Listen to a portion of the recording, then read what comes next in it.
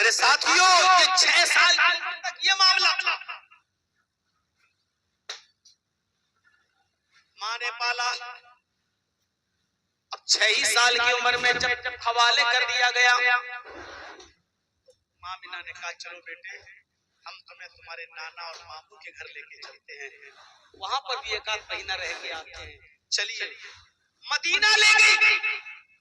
मोहम्मद रसूलुल्लाह के नाना मामू, इनका ननियाल यसरफ, जो मदीना का पुराना नाम था, वहां इनका ननियाल था। आमिना अपने बेटे को लेकर वहां पहुंची। 1 महीना रही मैके में। 1 महीने के बाद जब लौट कर मक्के की तरफ आ रही है और मोहम्मद को अपने साथ लेकर आ रही है, लौटते वक्त वो मकाम अब्वा पर पहुंची।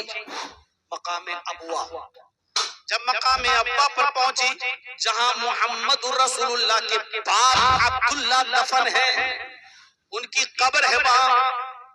मकाम अब्वा पर पहुंचती आमिना अपने शौहर की कब्र को देखने के लिए, जियारत करने के लिए, तो अपने बेटे मोहम्मद को भी लेके जाती है और कहती है बेटे, तुम बार बार पूछते हो कि मेरे अब्बू कहाँ हैं, मेरे अब्बू कहाँ हैं, सबके पास अब्बू हैं, मेरे अब्बू कहाँ हैं? आओ मैं तुम्हें बताऊं तुम्हारे अब्बू कहाँ हैं। 6 साल के बच्चे को जब मकाम अब्बा पर ले जाती है और वहां अपने शौहर की कब्र, अपने हस्बैंड की कब्र देखती है और अपने बेटे को दिखाती है कि बेटे, ये है तुम्हारे बाप की कब्र, इस कब्र के अंदर तुम्हारे बाप हैं, इस कब्र के अंदर तुम्हारे बाप दफन है। 6 साल का बच्चा इतना तो जानता ही है।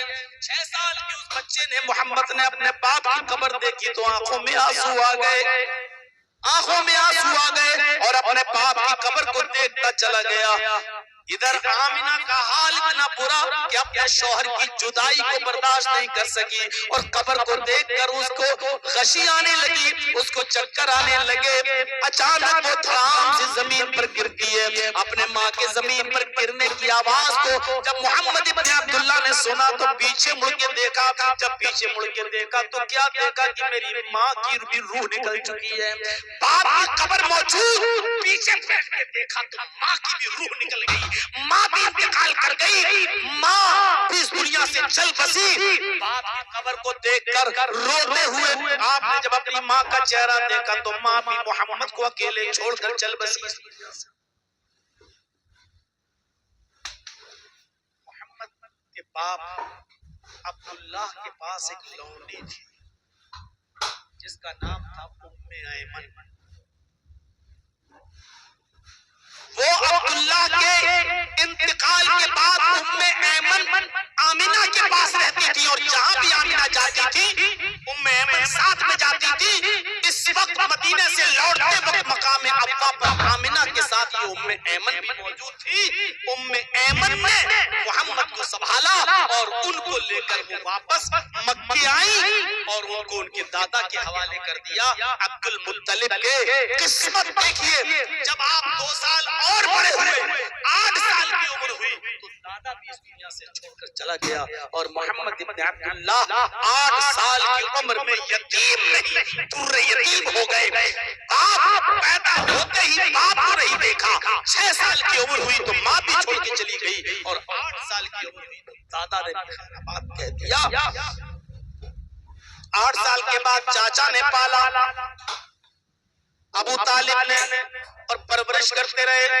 जब आपकी उम्र 12 साल हो गई तो आपको फिक्र हुई कि मेरा चचा अपने भी बच्चों को पालता है और मुझे भी पालता है, खिलाता पिलाता है। अपने चचा के बिजनेस में मुझे भी इनकी मदद करनी चाहिए। बड़ा दिलचस्प मंजर मेरे भाइयों। एक बार ये 12 साल का बच्चा मोहम्मद अपने चचा से कहता, चचा कहाँ जा रहे हो? फरमाया मुल्क शाम जा रहा हूँ। बेटे मैं बिजनेस करता हूँ, कपड़े का कारोबार करता हूँ, अपना माल शाम में बेचता हूँ, शाम का माल लाता हूँ, मक्के में बेचता हूँ, तुम खेलो कूदो रहो खाओ पियो, मैं जा रहा हूँ। नहीं चचा, मुझे भी ये काम सीखना है। आप अब बुढ़ापे की दहलीज पर पहुंच चुके हैं, मुझे भी इस काम को सिखा दीजिए ताकि मैं भी आपकी मदद करूं, मैं भी कुछ मेहनत करूं, मजदूरी करूं, आप कब तक हमें खिलाएंगे पिलाएंगे, हम भी आप इस काम में आपकी मदद करना चाहते हैं। आप मुल्क शाम जा रहे हैं तो मुझे भी ले चलिए, मुझे भी अपना हुनर सिखलाइए, मुझे भी बिजनेस करना सिखलाइए। चचा ने जब ये सुना कि बेटे की भतीजे की तमन्ना है मुल्क शाम जाने की, तो कहा बेटे मुझे कोई एतराज नहीं, चलना चाहते हो तो चलो। कुछ लोगों पर मुश्तमिल ये काफिला जब मुल्क शाम की तरफ जाने लगा और एक जंगल से गुजरने लगा, उस जंगल के अंदर एक गिरजा था, उस जंगल के अंदर एक गिरजा था जिसमें ईसाई राहिब रहता था। उस दिन वो अपने गिरजा से निकलकर ऊपर छत के ऊपर बैठा हुआ था। वो ईसाई गिरजा का ईसाई राहिब छत पर बैठा हुआ था। उसकी नजर इस काफिले पर पड़ी कि कोई काफिला आ रहा है। उसकी नजर छोटे से बच्चे 12 साल के बच्चे पर भी पड़ी और वो राहिब गिरजा का उस बच्चे को देखता ही चला गया, देखता ही रह गया। उसकी नजर काफिले के लोगों पर नहीं, उसकी नजर 12 साल के मोहम्मद इब्न अब्दुल्लाह के ऊपर थी। थोड़ी देर के बाद उसने देखा कि गिरजा के पास वो काफिला आया और रुक गया। उसने अपनी चादर बिछाई और बैठ गया। अपने साथ जो सत्तू वत्तू लाए थे वो खाने पीने लगा। तो बुहैरा चल के आता है, उसका लक़ब बुहैरा था। वो बुहैरा चल के आता है और काफिले से कहता है कि तुम्हारा अमीर सरदार कौन है? लोगों ने बताया अबू तालिब। कहा अबू तालिब आज तुम लोगों की दावत में अपने पास करना चाहता हूँ, क्या दोपहर का खाना तुम हमारे साथ खाओगे? ये सब भूखे तो थे ही। कहने लगे बिल्कुल, अगर आप हमें दावत देंगे तो हम आपकी दावत कबूल कर लेते हैं। ठीक है। बुहैरा ने उस राहिब ने जल्दी से खाना बनवाया और तैयार कराया और फिर बुलावा भेजा कि चलो खाना बनकर तैयार हो चुका है। जब खाना बनकर तैयार हो गया और ये सब लोग खाने के लिए पहुंचे तो अबू तालिब ने अपने भतीजे मोहम्मद को वहीं छोड़ दिया सामान के पास। बेटे तुम यहीं रहो, हम खाना खा के जब लौटेंगे तो तुम्हारा खाना वहां से लेते आएंगे। ये काफिला जब गिरजा में घुसता है और दस्तरखान पर बैठता है तो बुहैरा ने कहा तुम लोग खाना खाने आ गए हो, बच्चे को छोड़ दिया है, बच्चा कहाँ है? अबू तालिब ने कहा वो हमारे सामान के पास बैठा हुआ है, निगरानी कर रहा है, हम खाना खाने के बाद उस बच्चे का भी खाना ले जाएंगे। बुहैरा ने कहा अबू तालिब ये दावत तो उसी बच्चे की वजह से मैंने की है, तुमने उसी को वहां बिठा दिया, तुम्हारी वजह से थोड़ी दावत की है, यहाँ से तो हजारों लोग रोज गुजरते हैं। ये दावत मैंने उसी बच्चे की वजह से की है, जाओ उस बच्चे को भी लेकर आओ। अबू तालिब गए और उस बच्चे को भी लेकर गए कि चलो मोहम्मद तुम भी साथ में खाना खा लो। जैसे गिरजा में घुसते मोहम्मद इब्न अब्दुल्लाह बुहैरा उसी को देखता जा रहा है, बार बार खाना भी खिलाता जा रहा है और बार बार वो मोहम्मद की तरफ नजर भी डालता जा रहा है। मौलाना सफीउर रहमान साहब मुबारकपुरी रहमतुल्लाह अलैह की किताब अगर आप पढ़ेंगे अर्रहीकुल मख्तूम तो उन्होंने उस बुहैरा का नाम भी उसमें नकल किया है कि उसका नाम जरजीस था। अब मुझे पता चला कि मेरे बाप ने कहां से ढूंढ के नाम निकाला। जब तक मौलवियत पूरी पढ़ नहीं ली यकीन नहीं आ रहा था। जरजीस लोग कहते थे कौन सा नाम है जरजीस? शुरू में तो किसी पे आता ही नहीं था, कोई जगदीश कहता था, कोई जगदीप कहता था, कोई कुछ कहता था। शेख सफीउर रहमान साहब मुबारकपुरी रहमतुल्लाह अलैह की किताब बहुत महत्वकाना जो आलमी राब्ता आलम इस्लामी के मुकाबले में अव्वल नंबर पे आई, पहली पोजीशन, उसमें लिखा उस बुहैरा का नाम जरजीस था। उस बुहैरा ने बार बार मोहम्मद को देखा और खाना न खिलाने के बाद सारे काफिले के लोगों से कहा कि तुम लोग बाहर जाओ, आया अबू तालिब यहाँ रुक जाओ, तुमसे कुछ गुफ्तगू करनी है। खाना सबको खिलाया, गुफ्तगू से अकेले सारे लोग बाहर चले गए। उस बुहैरा ने कहा अबू तालिब सही बताओगे जो मैं तुमसे पूछूं? बिल्कुल इतना बता दो कि ये बच्चा किसका है। अबू तालिब ने मोहम्मद को देखा और मुस्कुराते हुए कहा इसमें पूछने की क्या बात है, ये तो मेरा बेटा है। भाई किसी का बाप कर जाए चचा ही बाप की नतीजे। और इसलिए भी कि मेरे भतीजे को इस बात का एहसास न हो क्या मुझे कोई बेटा कहने वाला नहीं है, उसके सामने कहा ये तो मेरा बेटा है। बुहैरा कहता है अबू तालिब अब तुम झूठ बोल रहे हो। बुहैरा ने कहा अबू तालिब अब तुम झूठ बोल रहे हो। तालिब ने कहा बेटा मेरा है, कौन होते हो कहने वाले, तुम कैसे कह सकते हो? ठीक है अब इस बच्चे को लेकर जाओ। अबू तालिब ने मोहम्मद की उंगली पकड़ी और कहा चलो बेटे। जैसे हाथ पकड़ा और दरवाजे तक लेके गए, बुहैरा कहता अबू तालिब अगर मैं झूठ नहीं बोल रहा हूं तो सच ये है कि ये बच्चा तुम्हारा नहीं है, और सच ये है कि इस बच्चे का बाप इस दुनिया में मौजूद नहीं है, और इससे भी बड़ा सच ये है कि इस बच्चे के पैदा होने से 2 महीने पहले ही इसका बाप इस दुनिया से जा चुका है, गुजर चुका है। अगर ये मैं झूठ बोल रहा हूँ तो मेरी तरफ पलट के मत देखना, और अगर सच हो तो मेरी आंखों में आंखें डाल कर देख लेना। सच्चाई सुनकर अबू तालिब दंग रह गए और करीब आए भागते हुए, बुहैरा ये तुम्हें कैसे मालूम, ये तुम्हें कैसे मालूम?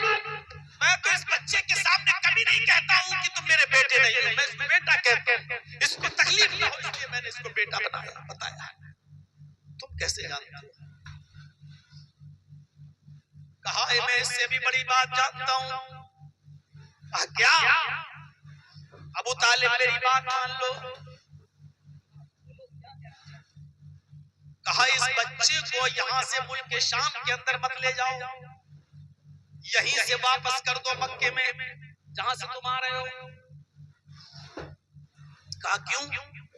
कहा मुल्क के शाम में सब यहूदी हैं, जिस तरह मैंने इस बच्चे को पहचान लिया, अगर उन यहूदियों ने भी इस बच्चे को इसकी खूबियों से पहचान लिया तो इसको कत्ल कर डालेंगे, इसको मार डालेंगे।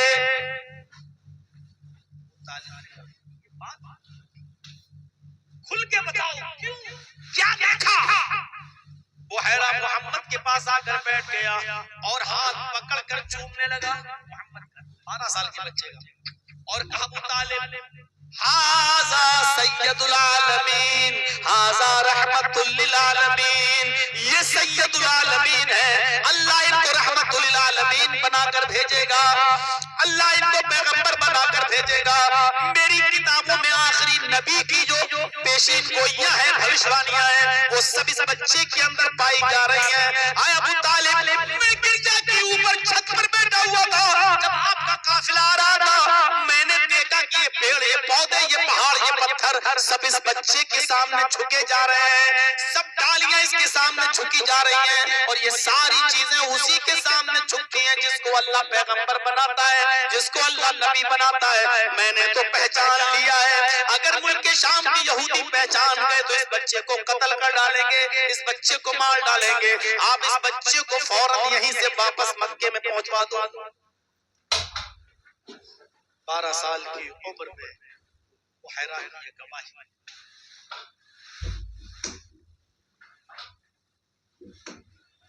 बचपन ही पर अगर बोल दूं खत्म हो जाएगी। थोड़ा सा आगे बढ़िए। एक इंसान बचपन से गुजारता है तो उसका किरदार क्या होना चाहिए, और उसके बाद जब वो बचपने में होता है तो किसी का बेटा भी होता है, फिर आगे चलकर वो किसी का शौहर बनता है, और शौहर के बाद फिर वो किसी का बाप भी बनता है। आज ये 2-3 चीजें बताऊंगा आपके सामने। बचपन का एक हल्का सा नक्शा खींचा आपके सामने। अब बेटे होने की हैसियत से देखिए क्या किरदार हमारी औलाद हमारे साथ क्या किरदार अदा करती है। एक बेटे होने की हैसियत से आपका किरदार क्या था। अब्दुल्ला 2 महीने पहले इंतकाल कर गए। 6 साल की उम्र थी तो माँ भी इंतकाल कर गई। सोचो, न बाप का प्यार मिला और ना ज्यादा दिन माँ का प्यार मिला। ना ज्यादा दिन माँ का प्यार मिला। अब आप अंदाजा लगा सकते हैं मेरे भाइयों, इसके बावजूद बेटा होने की हैसियत से आपका किरदार क्या था? यही उम्मे ऐमन जो 6 साल की उम्र में आमिना के इंतकाल के बाद मोहम्मद को वहां से लेकर आई थी और फिर उनकी देखरेख भी की थी, और बाप की वरासत में मोहम्मद को वर्षे में मिली थी ये उम्मे ऐमन। आपने को जब नबूवत मिली तब भी ये जिंदा थी, आप जब रसूल बने तब भी ये जिंदा थी।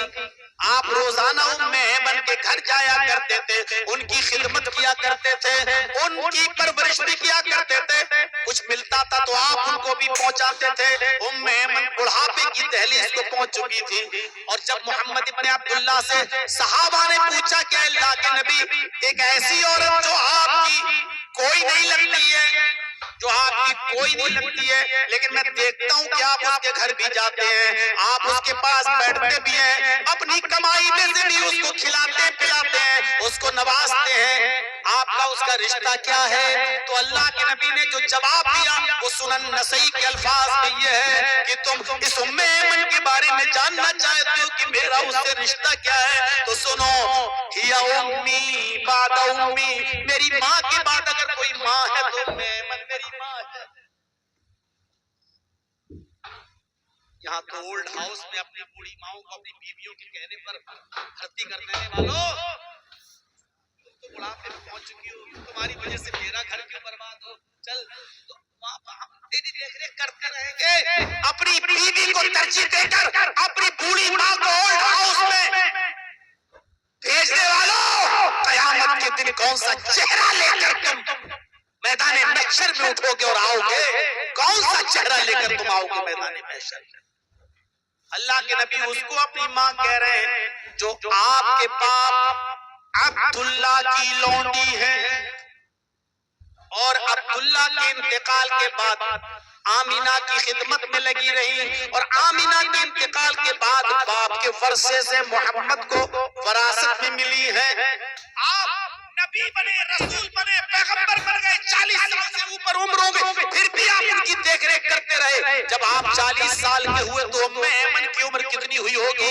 इस बुढ़ापे में भी उनकी खिदमत करते रहे। और लोगों ने पूछा ये क्या रिश्ता है आपका इनसे? तो आपने कहा या उम्मी बाद उम्मी, मेरी माँ के बाद अगर सबसे ज्यादा सबसे बड़ी मेरी माँ कहलाने की हकदार है तो उम्मे ऐमन है, ये मेरी माँ है मेरी माँ के बाद। ये जवाब था आपका एक बेटे होने की हैसियत से किरदार था। अल्लाह के नबी सहाबा किराम के दरमियान बैठे हुए हैं, और सुनो, सुन रहे हो ना? गौर से सुनिए। आप सहाबा किराम के पास बैठे हुए हैं, जैसे आज हम आपको सुना रहे हैं और आप यहाँ बैठे हुए हैं, ऐसे अल्लाह के नबी सहाबा में कुछ सुना रहे हैं, और सारे सहाबा खामोशी के साथ सुन रहे हैं। अचानक आपकी नजर उड़ती और क्या देखते कि कोई बूढ़ी औरत चली आ रही है। आप उसको पहचान नहीं पाए। आप सहाबा किराम को फिर दर्श देने लगे। जब वो औरत थोड़ी देर के बाद लाठी टेकते हुए करीब आती है तो आपने उसको पहचान लिया। सहाबा को खिताब करना, दर्श करना, समझाना छोड़ दिया, उठे और दौड़ते हुए गए, बूढ़ी औरत को पकड़ा, पकड़ के लाए और अपने करीब किया, और जो चादर अपने लिए बिछाई थी उस चादर को उठाया और झाड़ा, और उस चादर को आपने बिछा दिया और कहा बैठ जाओ। उस चादर पर आपने उस बूढ़ी औरत को बिठाया। सहाबा किराम ये मंजर देखकर कहते हैं ऐ अल्लाह के नबी, ये कौन है जिसके लिए आप उठे, जिसके लिए आप दौड़े, जिसको पकड़ के लाए, जिसको आपने अपने सीने से लगाया, जिसके लिए आपने अपनी चादर बिछाई, और जिस पर आप अपने बैठने से पहले आपने इस बूढ़ी औरत को बिठाया।